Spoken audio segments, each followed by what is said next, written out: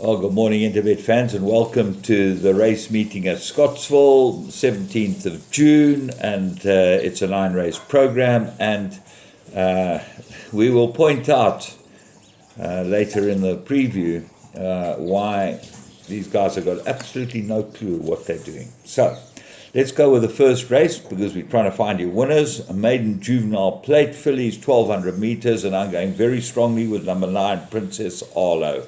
I think there's absolutely the right horse here. I know that she's held on collateral form, but that doesn't matter a damn to me. I think that she will improve more than Averni Princess will. So let's have a look and see what happens as the dangers. Knockout is your favorite, and obviously a big danger. The interesting thing is, and that's why I've gone for Princess Arlo so strongly, is that Fourie, who rode Knockout last time, gets the ride on Princess Arlo. So, that's the way I see it, and I think that that's the way to start off the day. Maritania is a definite runner. Number 14 goes into all your play.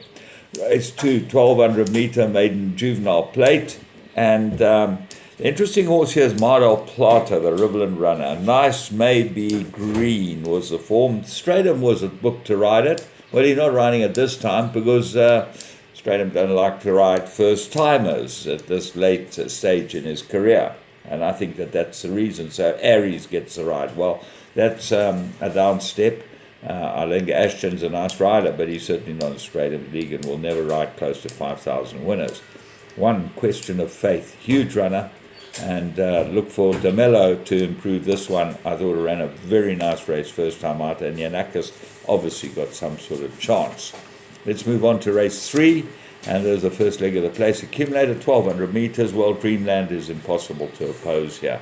Of the horses that run, Galaxy Explorer, maybe, Sandra.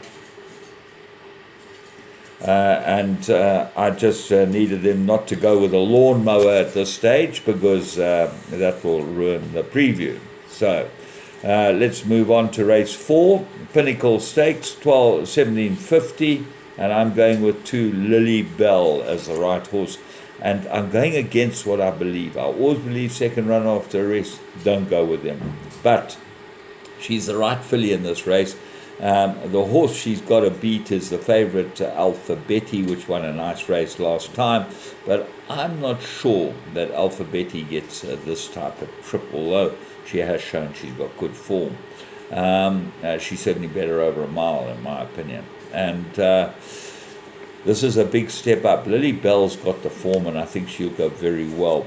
Sensation, third run, front runner, feature race last time, very strong feature race. That's a stable companion to Lily Bell. Let It Slow, well, I don't know why they're running her here. She should be on the poly track. That's where she's at her best. And there are a number of others all got chances. Southern Cape gets to Mellow. That's a big jockey, plus Muzi's not riding. Race 5, merit rated 1,200 meters, and this is a difficult race. I'm going from the top 2 Patronage, course and distance 311 goes into all your play. 3 Prince Crash looks better over 1,000, but JP gets a ride on this one. Lady Heist, improved last run, that's number 5, goes into everything. I think that Beecham Wood Boy is a huge player here. Course and distance, 5 runs, 2 wins, 2 places. And Calvin's ridden it twice for a win. That will go well. USA's Hope, there's a hot favourite. Second run, very good post-maiden form. But this will be a proper test for a USA's Hope. He looks like he's not very well handicapped with a 93. And there's a lot of good hard knockers here. Champisi, I think, will go extremely well. Fateful Day looks like a player. I'm just going the field. Not even going to try and dissect it. Race 6, Derby. Okay, Track and Ball Derby.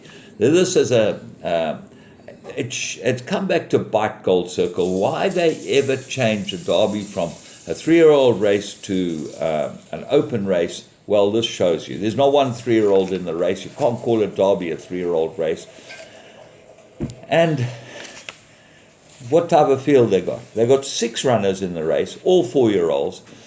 Firstly, the race comes at the wrong time of the year, because it comes 2 weeks after the 2 big races at Greyville, which is the Woolhavington and the Daily News. So why have a race 2 weeks after that, and then change it to a 4-year-old race. Rather have it as a 3-year-old race and have it at the end of the season.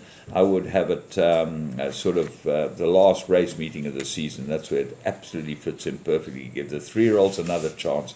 But they're so set in their ways, it's ridiculous. Aragosta, you can't get away from him. He looks like the right horse.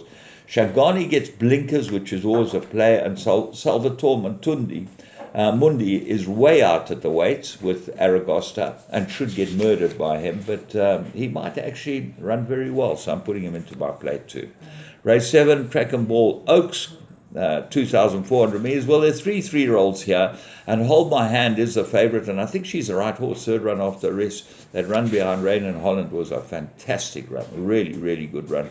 The interesting thing is the blinkers come off, so that could mean anything. That could mean that maybe they don't think she goes past other horses with the blinkers on, and better without them. So she could almost be a banker. None other.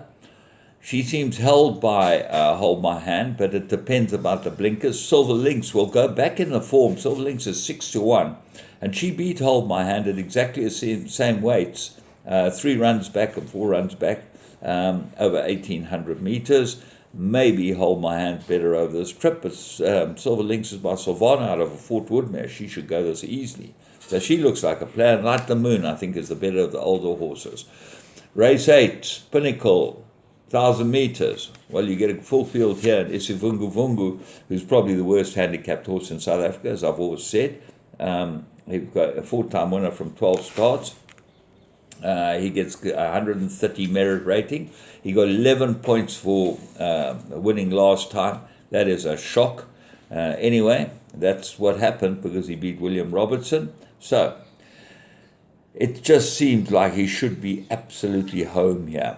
I think Tempting Fate's a big runner, and Countdown, I'm going to put them in. Pico, well, got to have a chance as well, but second run after a rest.